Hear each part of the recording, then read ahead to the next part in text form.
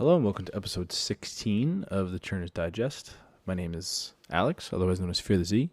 And today, technically, I don't know how the naming's going to go. I do. I just don't love it. But this is episode 16 of the podcast. But this is a topic episode. This is the promised trip abroad and like travel episode that I wanted to do. Because I just recently got back from a trip to Europe and I've made some notes about some airports I went to, as well as the airlines I flew, the cards I used, the lounges I went to, and stuff like that. So this isn't an episode where I'm covering the happenings in the training space or things that I've done recently. This is about my trip and my travel abroad. I know that the podcast done by Turning Life, I think it was episode 4 of their podcast.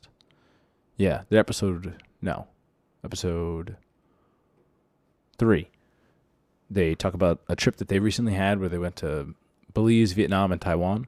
And sort of inspired by that, I wanted to cover my trip to Europe. So without further ado, we can get into it. But first, as always, a couple things to cover. Disclaimer, I'm not a financial or tax advisor. This is not financial or tax advice. This is for entertainment purposes only, but please enjoy.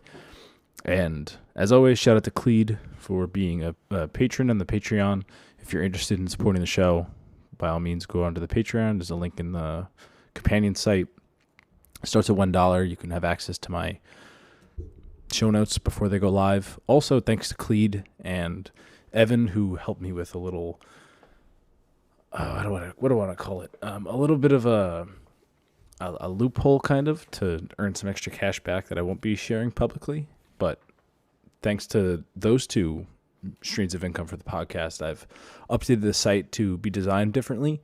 It now, I think, looks a little bit better. I'm still using like a template that WordPress has, but there's also no ads on the site. Also, I now own the fearthez.com domain, so there's no longer fearthez.wordpress.com, but you should still be able to access the old fearthez.wordpress.com if you want to, or have old links.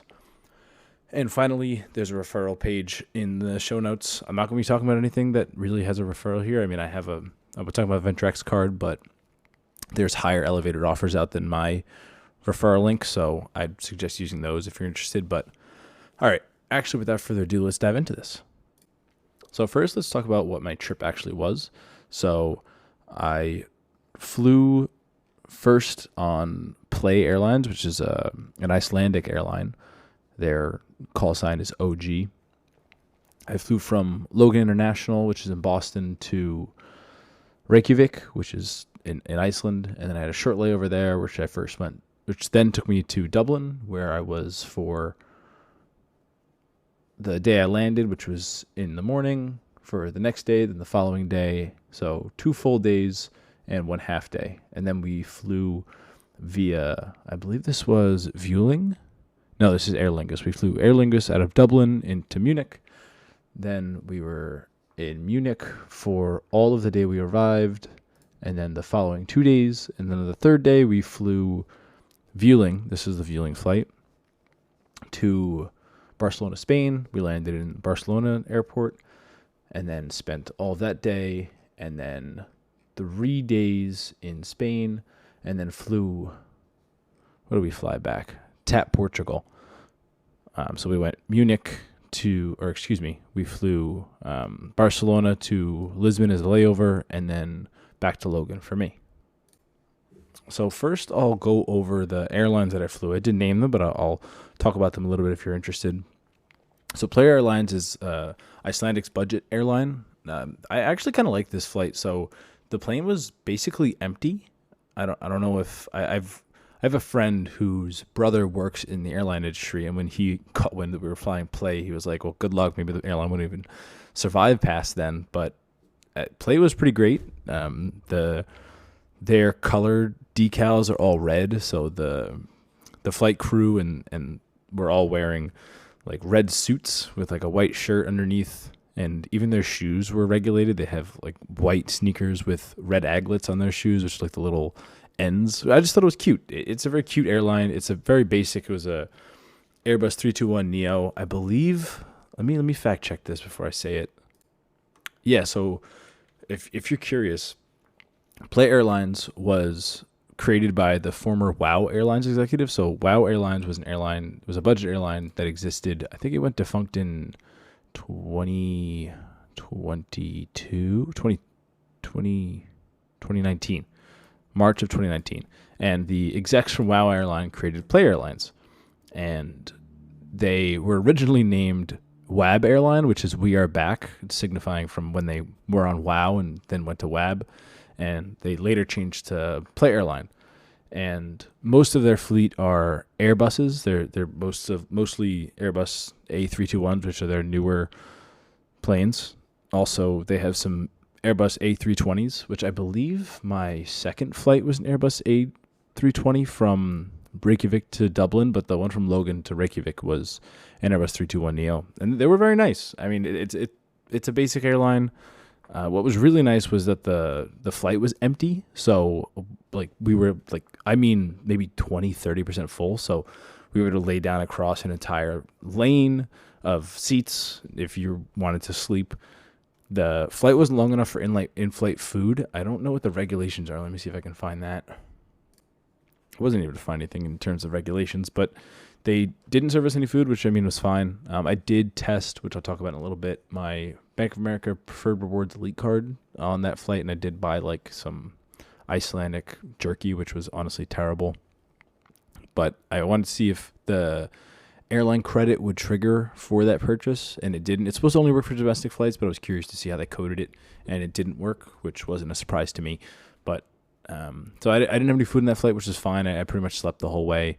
And that was Play. I mean, if you have opportunity to fly Play, if I didn't have an empty flight, I'd probably dislike it more, but I have no problems with Play. I would fly it again.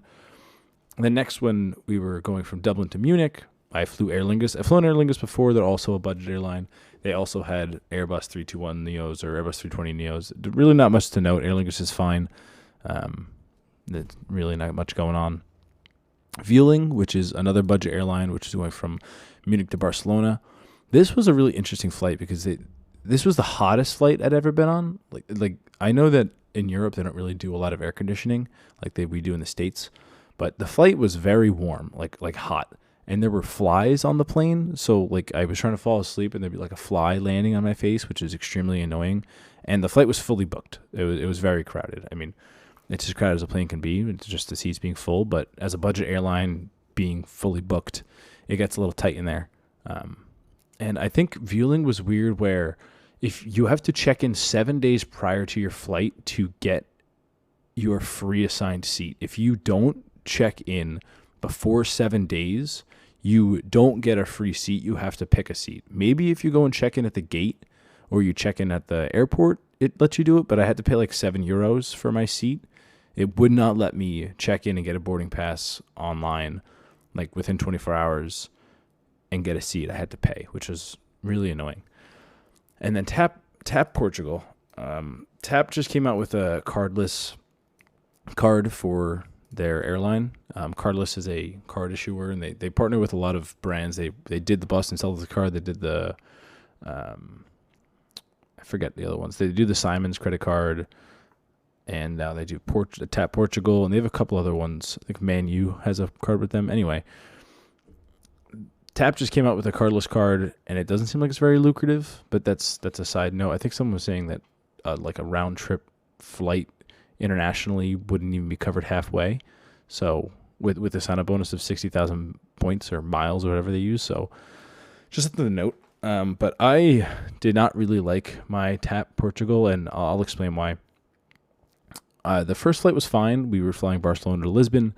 We landed in Lisbon, and I'll talk about the airports in a little bit. But when we were in Lisbon going to fly out, I have never, the way we booked this was you get one carry-on, one personal item. My carry-on's like a roller. It fits in an overhead bin.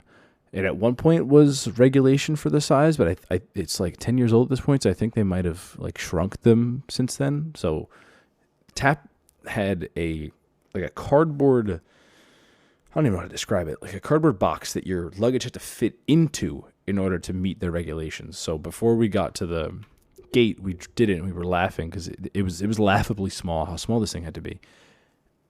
And I'm like, oh, it's fine. Like I've never had an issue before.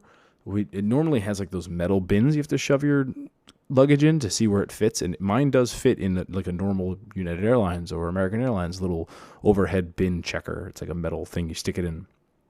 But this TAPS was comically small, and I was like, whatever. I mean, I'm already in Lisbon, where I just came from Barcelona, and I'm going back home to Boston. So, whatever it is what it is. And we go up to the gate, knowing full well that our luggage already doesn't fit inside the little box, and there's like security at our gate, like Portuguese police, like I don't know, immigration or something, and they're checking passports. I'm like, oh, that's weird.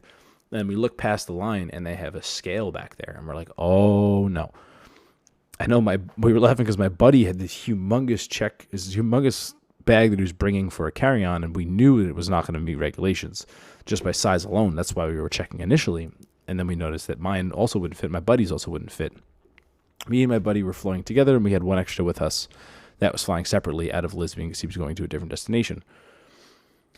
So me and my buddy, who's flying back with me to Boston, are waiting in line. We get our passports checked. We go up towards this scale, and the woman's like, okay, please put your luggage on the scale. And I put it on. It reads, I think it was like 20 kilograms. And she's like, around was 22 kilograms. And she's like, your max is 10 kilograms for your carry-on. I'm like, oh, can I like put some of my personal bags, my personal item? Because I have a backpack. And she was like, no, your carry-on and your personal item together have to be 12 kilograms. And I was like, all right, well, I'm over 10 kilograms. It's not like I can somehow wear 10 kilograms of clothing. Like, that's half of my bag. I don't have an option. I have to, whatever you tell me I need to do. So she's like, you're going to have to pay for this luggage. I'm like, okay. I'm like, all right, how much? She goes, 125 euros per person. So myself and my buddy had to pay 125 euros per person for our luggage, which was insane. The flight, I don't even think was, let me see if I can find how much the flight was for this. Looking it up, the flight alone from Barcelona to Boston was $217. That it was more than half of the price of my ticket just to bring my luggage on board. I'm like, I don't have a choice. Okay, yeah, sure. Here's my credit card, please. Thank you very much. And I kid you not, we pay for our ridiculous 125 euros to bring my bag on plane. We sit down. As soon as we sit down, we are probably, I don't know, 20% of the. So like, we had to go through this little security checkpoint with security, not like security or checkpoint at the airport. Like, immigration was checking everyone's passport just for our flight going to the States, going to Boston. Once you get through that, you have to go to these two women who have the little scale, and then you open up into our gate, like where you sit, like the outside of your gate entrance. There's little seats. That's where we were getting into. So we weigh our little thing. We go sit down right next to where she just was in our gate, and they get up and leave. There's maybe 20% of the people who are going on the plane that have gone through this little checkpoint, and we pay 250 euro together, and they get up and leave, and they don't check anyone else's bag. What? I guess they met their quota of dumb Americans who don't properly know that you can only bring 12 kilograms for a flight going from Portugal to Boston, which is like an 8-hour flight. I don't know who's bringing only 12 kilograms on this flight. I guess most people are checking their bag beforehand, but I was not very happy with that experience. I guess if you're flying TAP Portugal, make sure you read their scales, or not their scale, their weight requirement, because they will in fact enforce it. Well, maybe you'll get lucky. Maybe you'll be the 80% that came in after myself and my buddy were the idiots that paid the 250 euro, met their quota, and they stepped away and didn't charge anybody else. I did notice that most people had comically small carry-ons. I'm talking like a dog purse on like a wheelie bag. It was ridiculous. I guess these people are flying from Portugal, so they understand what TAP is like, and you're only allowed to bring a small amount of kilograms onto the plane. But something to keep in mind for next time, for sure. I guess that's what you get when you fly budget airlines. All right, so now that we've covered the airlines, let's cover the airports. So first, I flew into Reykjavik, which is KEF. Really not much to note. It was super we were there for maybe an hour tops, maybe 40 minutes. There were outlets. They have funky outlets there. They have the same ones, I think they have the same ones as Ireland did.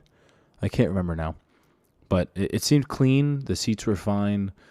The little area we were in had some food options. I mean, it was 4 a.m. for them, so there wasn't anything open. But it seemed fine. I didn't really have any negative to say about it. In contrast, we then flew into Dublin, which was fine when I arrived. But when we went back for our departing flight from Dublin to Munich, Dublin is quite possibly the worst. I think it is the worst airport I've ever been in. It is miserable. It's bleak. The seats are just solid metal. None of the outlets work. This is true for the Dublin airport, but it's true for all non-American airports that I've seen. There are no water fountains anywhere to fill a water bottle. You have to buy a water bottle or fill it off of like the little thing you drink out of, like a water fountain, not like a water filler. And those things taste like metal. And maybe I'm bougie and I like non-metal tasting water, but those were terrible. The security at Dublin was terrible. They were very unclear. I never have I wanted TSA more in my life. Just at least because I know what I'm getting into. Every airport I went to across all of Europe had different rules. This one wanted me to remove all liquids out of my toiletries and put it into a separate clear plastic bag. None of my fellow travelers that I was with had to do this, just me. Then they put it through and they wanted me to take it back out and put it back in again. Also, every single airport I went to, I was pulled over to the side for a quote-unquote random security check. So they swabbed my hands, swabbed my feet, had me go through the different metal detector, the spinny thingy. I don't know. Did not like Dublin. The seats were horrible. It's very poorly laid out. There weren't any lounges. Not good. Would not recommend going to Dublin. Next was Munich. The layout was really confusing. When we went into go to security, our gate that we got doesn't say which, like, terminal, not terminal, but like, I guess the concourse. I don't know what they were calling it, but there were different security checkpoints to go in for different gates. And while we were going into the line, it didn't say which one we were waiting on, and my ticket didn't say which one to go to. So we're waiting in line, we get halfway through, and the woman that led us into this line originally is like yelling at someone at the security check because they're like, oh, I shouldn't be at this one. I need to go to this other one. She's like, well, you should have looked before you got in the line. And I'm thinking, oh, damn, maybe I did the same thing. It turns out we did the same thing, but we had like 20 minutes to get to our flight. So we had to hopefully get through security in time. And then we literally ran through Munich airport because we were at the wrong like security gate going to the wrong concourse. Then we had to like run on the little footbridge that brought us all the way across to the other side of the airport. It was very bizarre. I loved Munich, but I was not a fan of Munich airport. I didn't really get a good experience of what the airport was like because I was running through it. I didn't get a chance to sit down.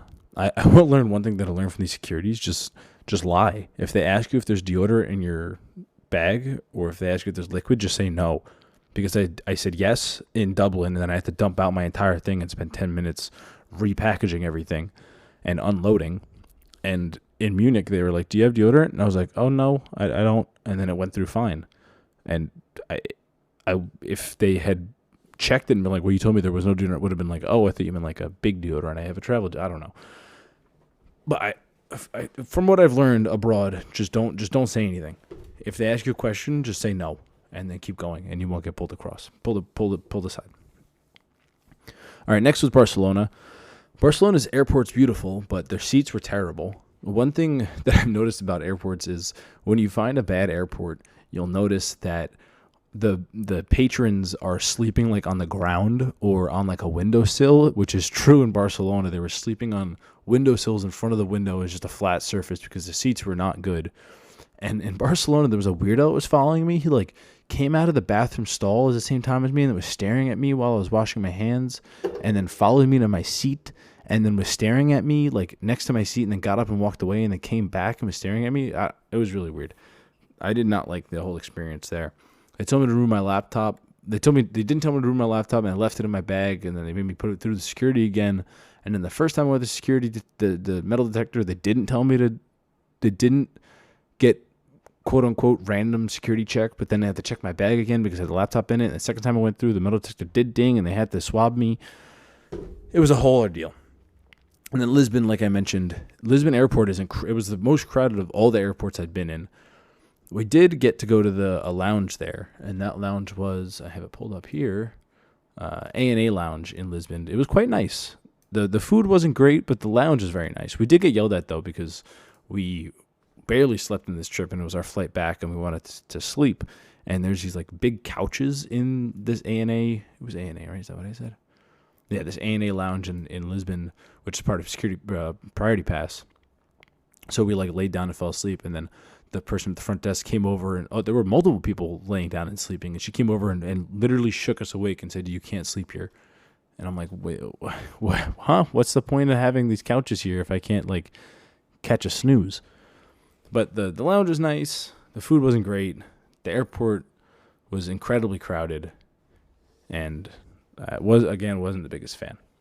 So speaking of Priority Pass visits, I have a dedicated post on my site that details my Priority Pass uses and also has a link to a spreadsheet, or as an embed for a spreadsheet that details all the Priority Pass visits that I've gone to. So while I was in Logan, I often go to Stephanie's because my Bank of America preferred Premium Rewards Elite card still comes with Priority Pass with the restaurant access, which I really like because it just gets you, like, directly free food and actually good food. And Stephanie's is a pretty good staple for me. There's Stephanie's in Terminal B, which I go to frequently, but we were flying internationally, so we went to Terminal E. So I normally go, like, very early and go and get a nice meal. And then my buddy showed up, and just before we got on the flight, we were like, "Oh, we're boarding in like 30 minutes. Let's just order some wings and get out of here." Turns out Play decided to board us 30 minutes early, and with literally it was 20 minutes before I think it was boarding was supposed to end. They made an announcement over the PA, and they said, anyone who's waiting on flight whatever, flying into Reykjavik, or flying into Dublin with a layover in Reykjavik, we are closing the gates in 5 minutes. If you're not here now, the plane will leave without you. So I didn't get my Priority Pass food, and I had already donated. I had already tipped $10 in cash because I wanted to tip, and it would have cost me nothing, but I paid $10 out of my pocket to pay cash for a tip, and then we didn't get the food because we had to leave because the plane was boarding. I guess in the future, maybe I can just tell them to wait and not leave without me, but that was a little bit annoying. And then we also went to the Air France lounge in Terminal E, which had better food than the A&A lounge in Lisbon, but the actual lounge itself wasn't as nice. I would prefer better food over lounge. That's just me. And I was debating mentioning this towards the end and talking about a little bit there, but since we're talking about lounges, the reason why this episode was delayed for a week was because I had a work trip that brought me to Dulles Airport, IAD, in the D.C., Virginia area. And there I went to the Capital One Lounge because I have a Capital One Metro-X card. And after I've been to the club in Miami, I've been to the lounge in Boston, I've been to Air France Lounge in Boston, and I've been to A&A Lounge in Lisbon. And of all the lounges, the Capital One Lounge at IAD is definitely the nicest that I've been to. It's the nicest looking lounge I've ever been to. They have small food portions, but the food was actually very good. It was very fresh. It was very yummy. They had really interesting food options. Like some of them there was like they didn't call it a pancake, but it was basically a pancake with blueberries on it. There was a lot of corn-based dishes. They had a chia seed yogurt with fresh chopped fruit in it, which was really good. And they did have a huge bar. I was there at like 9 a.m, so I didn't drink, but they also had a coffee person. What the hell are they called? A barista? A barista. They had a barista there, which they didn't really make your coffee. They pushed a button on a machine, and then they put the little wand inside the milk to make a cappuccino and steam the milk, but the machine did it for them. Only complaint with that is they definitely need to have another machine. I mean, I'd obviously like it if it was like a fresh ground espresso, and I mean maybe it was fresh ground espresso, but not. If I'm going to get an espresso, I want the labor of the person to put effort into the espresso. I don't want you pushing a button. I don't know. There's the human element that's lost there. Maybe it tastes the same, but I don't know. It feels more personal. But they only had one of these machines, so they could only make one at a time, and the line was kind of getting long. And the lounge wasn't very packed. It was, like I said, 9, 10 in the morning on a Saturday, so it wasn't very crowded yet. But I can imagine more people to come in, more bombarded that barista's going to get, and the less they can pump out for those espresso-based drinks.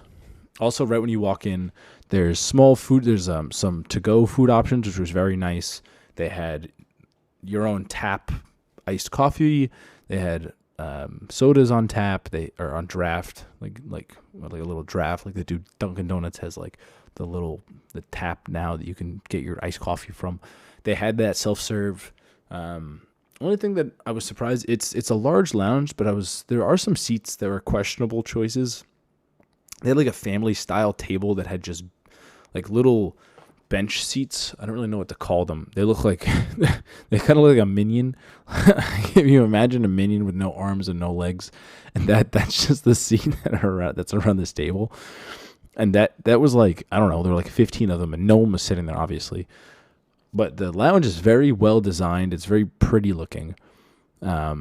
A porch, it was smaller than I expected. In the pictures, it looked very large. The bar is huge. The actual area behind the bar takes up a lot of space. I wonder what was in this area at Dulles before this, because it's like a huge empty space. One thing to note about the space, it is kind of hard to get to. You have to go to TSA PreCheck I think there's just one concourse, one mainline security check. But like there's big signs that say, just beyond TSA security check. So you empty out of TSA PreCheck, and you're immediately greeted by a staircase flanked by 2 downward escalators. And there's like there's a walkway that goes around it and behind the staircase and escalator. So like it goes down, and then like above it is this walkway that goes around and above. And then behind where the staircase goes down, there's a wall. And behind that wall, on the same level you enter out, not down below, is where the Capital One Lounge is. And there are signs, but they're like on support beams, and they're on the second set of support beams. So there's a first set of support beams that are like sort of covering the sign. It's definitely, if you don't know where it is and you're kind of clueless, you can definitely get lost and not find it. My buddy said that he couldn't find it, and then when you go down those escalators, when you look up, it says "Do not enter," because you're going back up towards TSA PreCheck, and obviously that's not where they want you to go. But you can go up there and walk around and go to the Capital One Lounge, or you can take the elevator once you've gone down the escalator, and that's where that wall that I mentioned was. That's a flank of elevators, so you can take the elevator back up, which will dump you out directly into the entrance of the Capital One Lounge. But something to note. Also, I thought it was interesting that the little scanner, if you've ever used Priority Pass, it's the same scanner that Priority Pass uses to scan your Capital One Pass. And they also say that you can't go in, you can only go in 3 hours or less prior to your departure time. And I went in like 4 hours, and they didn't really care. Let's see. Yeah, the seating choices were interesting. They were comfy, the ones that I sat in. One thing that was a really, really bad decision. There's only 4. How many? I gave it away. There's only 4 bathrooms in all of the Capital One Lounge, and they're each individual user bathrooms. There's not like a communal men and a communal women. There are 4 individual bathrooms, and 2 are separate from the other 2. And if you don't know about the other 2, you'll think there's only 2. I originally thought there were only 2. And then you have to like walk up. It's like in this little narrow hallway where the kitchen comes out of. There's 2 bathrooms there, and then if you walk up the ramp some more, on the right and on the left there are more bathrooms. There's 2 more single user bathrooms, and this is like, it looks like the back rooms of the Capital One Lounge, because this is where like the break room is for the employees, but there are also 2 bathrooms there. There are some good working places in this lounge. They're not like private working places, but there's like a countertop with like a sort of a desk chair looking thing but there's like 3 of them next to each other. Sort of like a Starbucks kind of layout. But it is the nicest lounge I've been to. It still leaves some to be desired. The food was very good. I definitely I got breakfast and lunch there, even though I really wasn't hungry, but I was like, I'm just going to get free food. And if you're in IAD and you have a Capital One card, definitely recommend it. I wouldn't pay to go in there. I think that there's a fee if you don't have a card. I wouldn't pay to go in, but I would definitely bring my friends and go in by myself if I'm in the airport. And it will make me fly into IAD instead of Reagan. And I think they might be putting one in Reagan, but for now I'll be flying into IAD if I ever have to go back to the area for work. All right. Next, while I was in Ireland, we booked a rental car because we drove from Dublin to Galway and then back to Dublin for a flight the next day. And with my Bank of America Preferred Reward Elite card, I thought that's the card that came with primary renter's insurance, but it's actually, I believe the Venture X is the one that comes with primary renter's insurance. Don't quote me on that. I'm not looking it up. I'm too lazy. But I know that the Bank of America Premium Preferred Rewards Elite card does come with elevated rental car status. So I went through and looked at, I think it comes with National, Enterprise, and Avis. And I just looked at the 3 of them to see which one was cheaper. And Avis was the cheapest, and that should have been my giveaway. It wasn't that much cheaper. It was like maybe $5. But I should have not gone with Avis. I'll explain why. So I chose to rent a 24-hour car.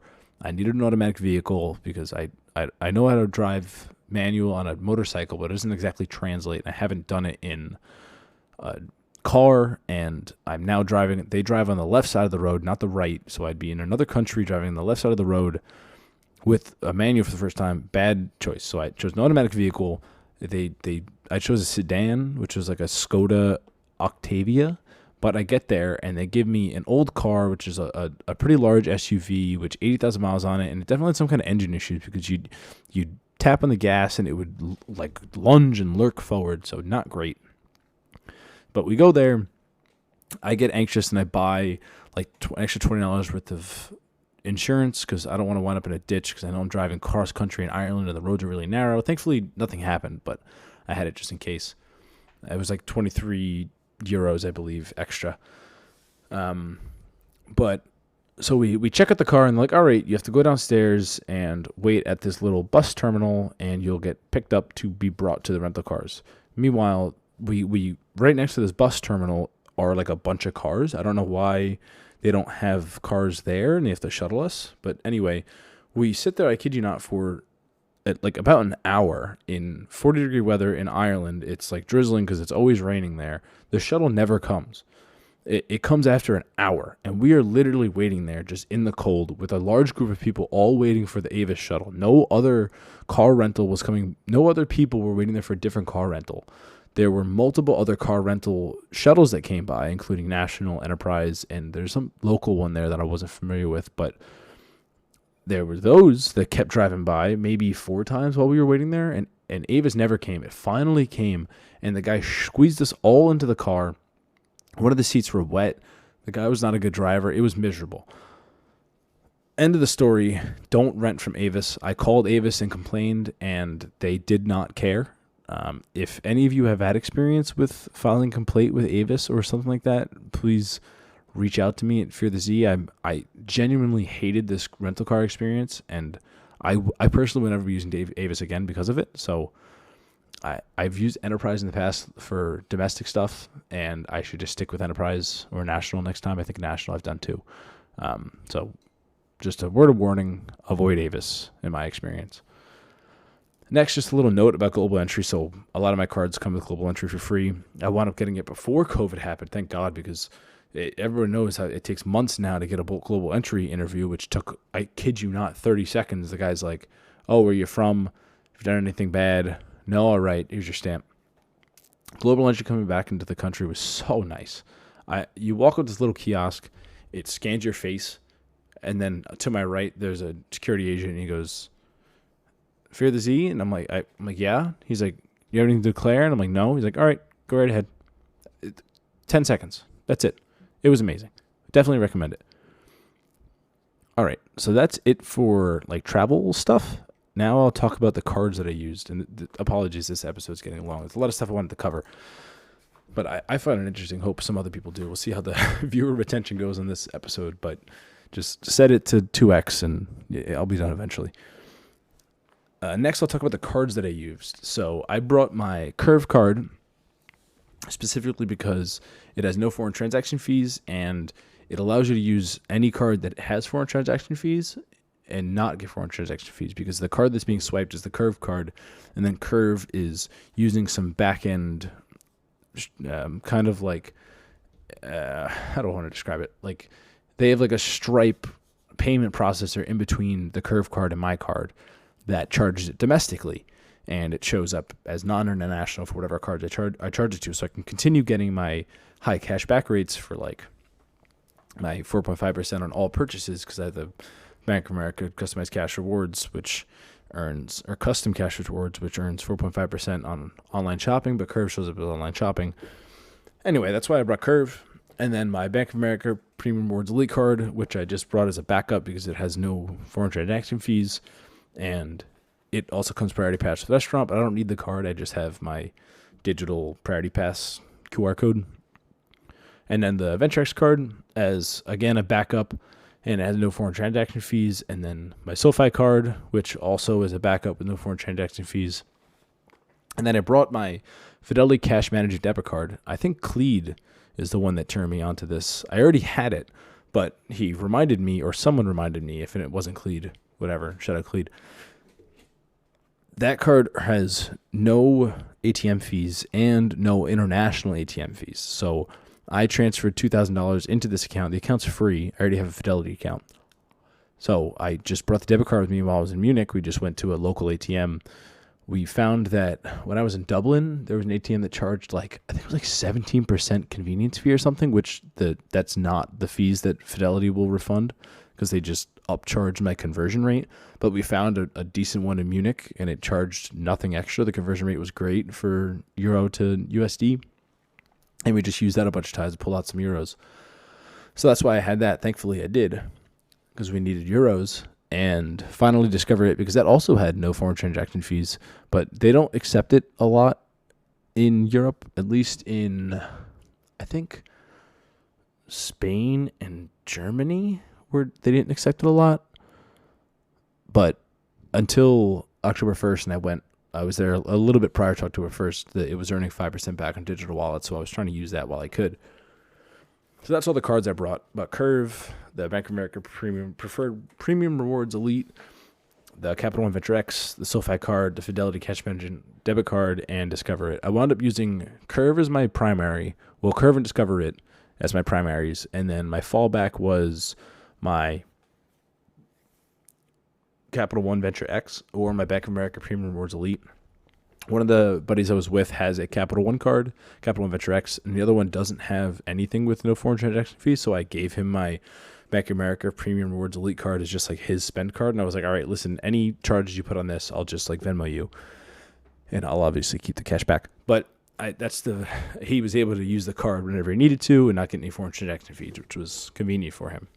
So some things I found while using these cards, I mean, this doesn't matter now because it sounds like Curve might not make it until the end of the year, which I discussed in a previous episode. But with Curve, there's smart rules you can set up. And one of those is if a transaction is under a certain amount of dollars, use a particular card. So I have a debit card that if I charge 12 debit transactions in a month and I have a direct deposit and I have e-statements on, I will get 5% back on any purchase on that card up to $200 per month. So $10 cash back per month, which is nice. So in order to meet the 12 debit card requirements, I have this smart routing in Curve to be, if the purchase is less than $15, put it on this card.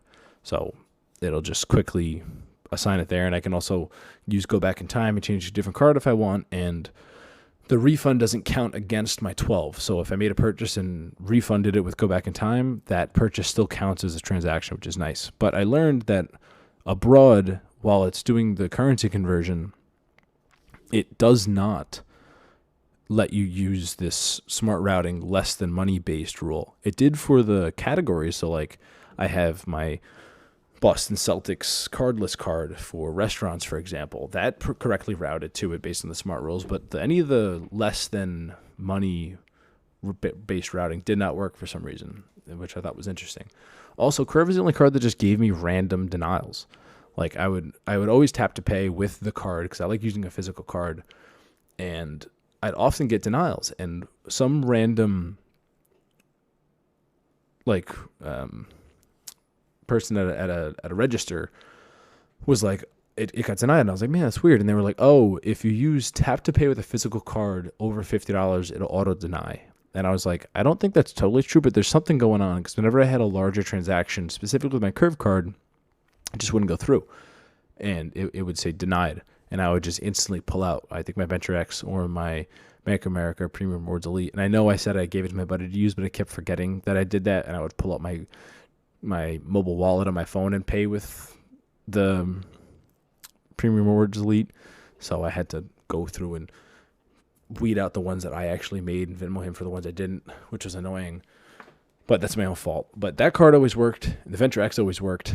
Curve was really cool, where when you make the transaction, it will show you how much it was in euros and then what they converted it to in dollars, which honestly, it's sad Curve's leaving, because I really enjoyed using it abroad. I also got a compliment on the card at the Avis car rental. I mean, screw them, but she was like, wow, that's a heavy card. I hope you get good rewards. Ha, ha, ha.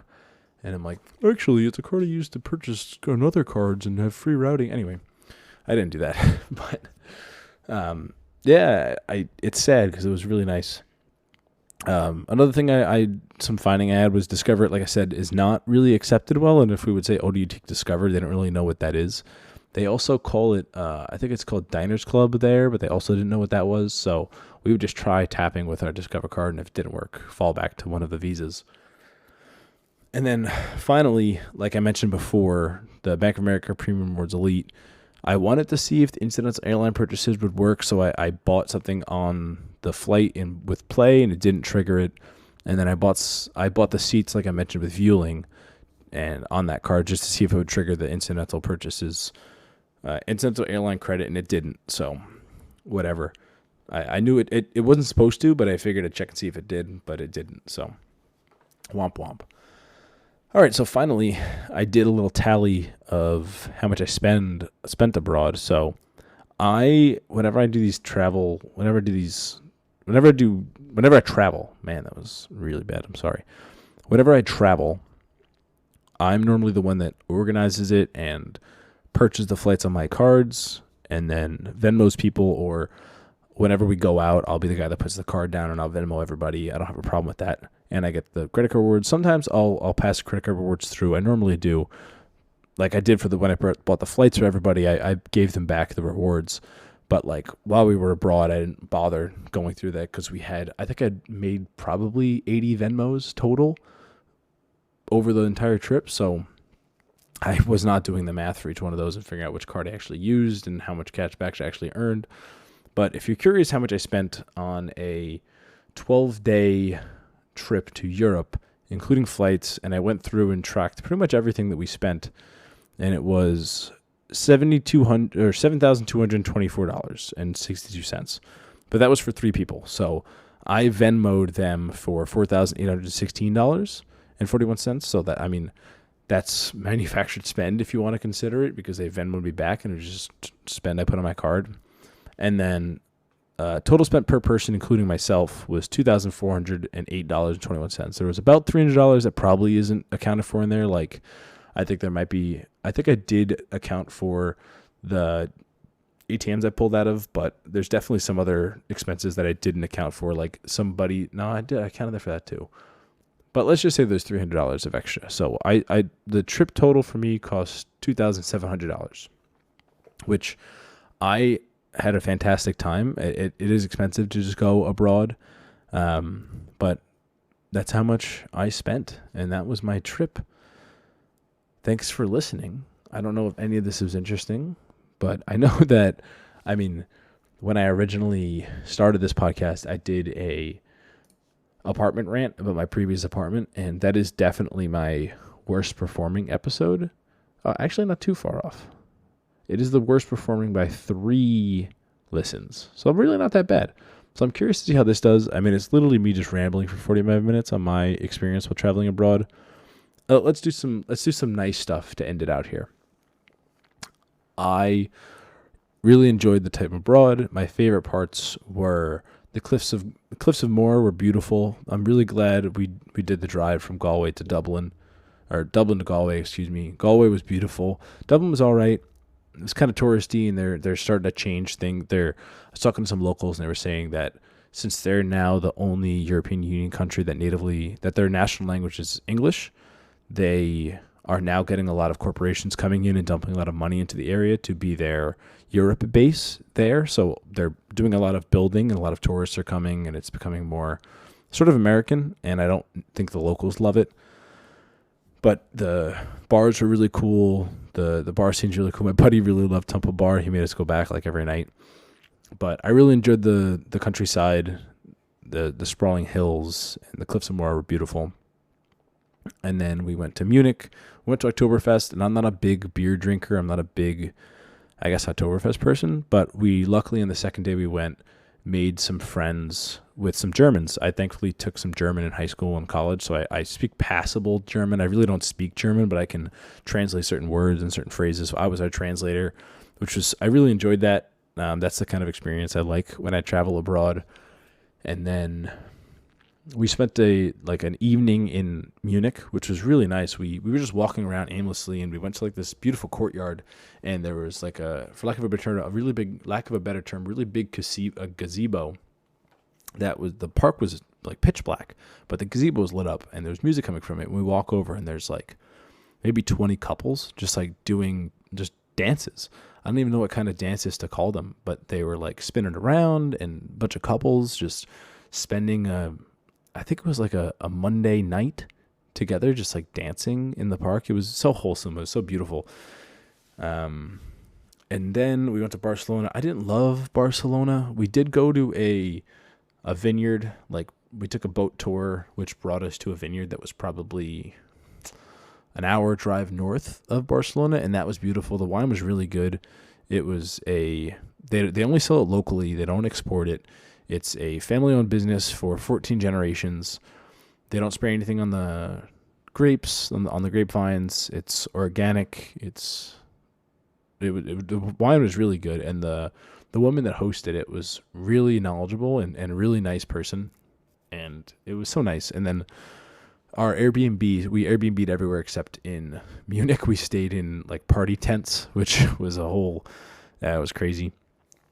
And we stayed in a hotel for our final night to recoup from the tents in Munich. But the Airbnb that we got in Barcelona had a little patio, like an outdoor patio, which was, overlooked like an interior courtyard, which was like a concrete jungle. But hey, we get to sit outside in Barcelona. The weather's beautiful. And we just sat there, the three of us, and just drank wine most nights, like shared a couple bottles and just kind of chatted, which was really nice. It was very wholesome. I thoroughly enjoyed it. And yeah, that's the positives. That's the travel itinerary. That's the details. I'll be coming at you next week with the standard episode, but hopefully you enjoy these topic episodes. And if not, I promise to be back next week with some more normal content. Anyway, thanks for listening. Have a good one, y'all. All right. For those of you that made it to the end, I was just reading through my show notes and forgot to mention something, but I've definitely called out in the past that I've purchased a lot of Uber Cash gift cards, and I've stacked up like $400 worth of Uber Cash. And I was like, oh, perfect. This trip, like we have to travel around a bunch. I can use my Uber Cash. You can only use Uber Cash. You can't use US dollar Uber Cash while in Europe. When you go to Europe, they then show you a Euro Uber Cash that you have, and mine's obviously zero. So I could not use any of it. Super annoying if you plan on traveling abroad and you plan on using Uber. Honestly, I thought taxi would be cheaper and we use a taxi at some point. It was like 3 times the price of an Uber, so I don't know. But if you plan on going abroad and want to use Uber and you have a bunch of Uber Cash, don't plan on buying Uber gift cards on discount because you're not going to be able to use them abroad. Just something to note. And I'm not going to piece this into the podcast. I'm just going to shove this at the end. So again, thanks for listening, and I'll catch you in the next one.